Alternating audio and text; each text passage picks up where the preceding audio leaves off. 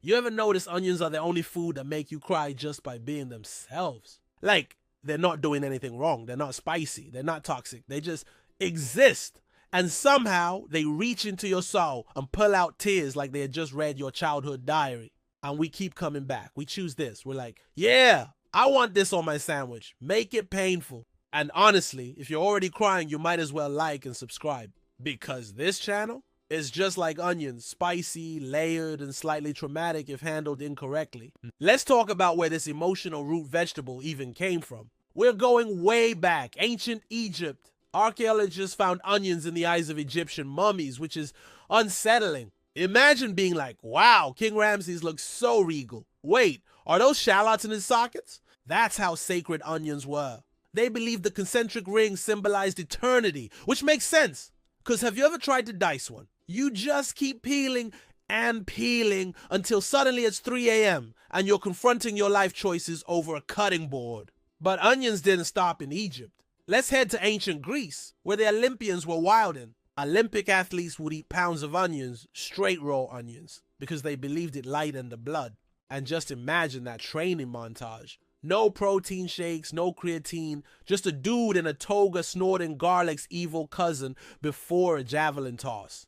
They also used to rub onions on their bodies. Athletes would lube up with onion juice. This was the original Axe body spray. But instead of attracting women, you attract divorce papers. Now, here's the twist. Onions are actually amazing for you. They're packed with quercetin, a real antioxidant, not something Gwyneth Paltrow invented during a moon ceremony. It helps with inflammation, blood pressure, and immunity. Onions help lower cholesterol, reduce inflammation, and fight infections. Basically, they heal you while wrecking your breath. You're protected, but alone. They're also prebiotic. That means they feed the good bacteria in your gut. So while you're sobbing over the cutting board, your microbiome is in there throwing a probiotic rave. You're crying, but your intestines are like, let's go. And yet we treat onions like background singers. We put them in everything, but we don't talk about them. Until now. Because I'm about to introduce you to the Beyonce of obscure onion dishes. Cipolle ripiene alla sarda. That's Sardinian stuffed onions. They hollow out big sweet onions, fill them with breadcrumbs, pecorino, anchovies, herbs, and sometimes raisins because someone in Italy said, let's make this delicious and emotionally complicated. Then they roast it till it's golden, soft, slightly crispy, like if French onion soup became self-aware and went to therapy. But guess what? I'm not just gonna hype it up, I'm giving you the whole thing. Cipolle ripiene alla sarda, the recipe that nobody asked for but everyone needs. Ingredients: serves 4 or 1 emotionally complex person. 4 large sweet onions, not yellow, not red, sweet like the onion just got back from therapy. Half a cup breadcrumbs, the stale kind you pretend are artisanal. 3 anchovy fillets packed in oil.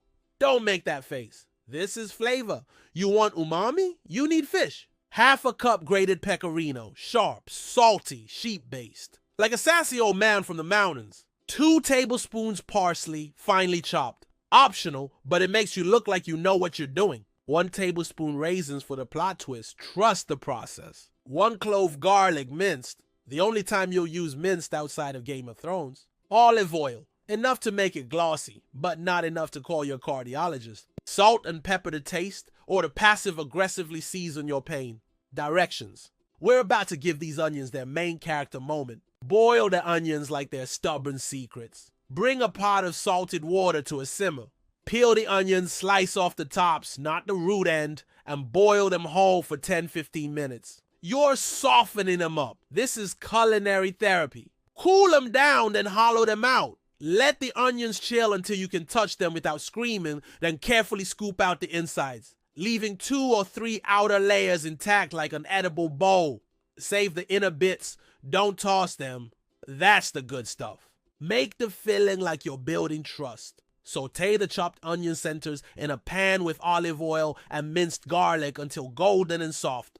Put in the anchovies. Watch them melt like your last shred of skepticism. Stir in breadcrumbs, pecorino, parsley, and raisins. Season with salt and pepper.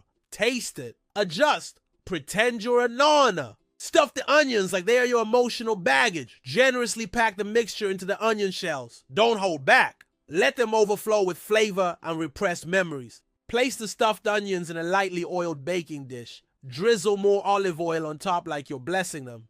Bake at 375 degrees Fahrenheit or 190 degrees Celsius for about 25 to 30 minutes, or until the tops are golden and slightly crispy. Not burnt, not soggy, just perfect, like your imaginary love life. Serve warm, smug, and proud. These are not side dish onions. These are centerpiece onions. Serve them with a glass of dry white wine and an unsolicited story about your ancestry. Final note. This dish is proof that even the humblest vegetable, when filled with cheese, breadcrumbs, and Mediterranean drama, can rise to greatness. Just like you.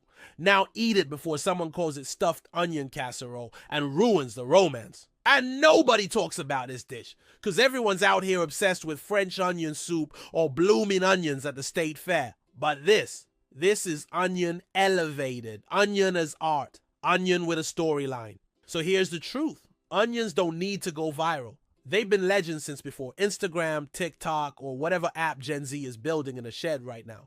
They were there with the pharaohs, they were there with the Greeks, and they were absolutely there when your mom said, just sweat the aromatics first. It builds flavor. They don't need spotlight, they just show up, cry a little, and make everything better. So the next time you're chopping an onion and your eyes start stinging, don't get mad. Just whisper, thank you. Because that's not pain, that is respect.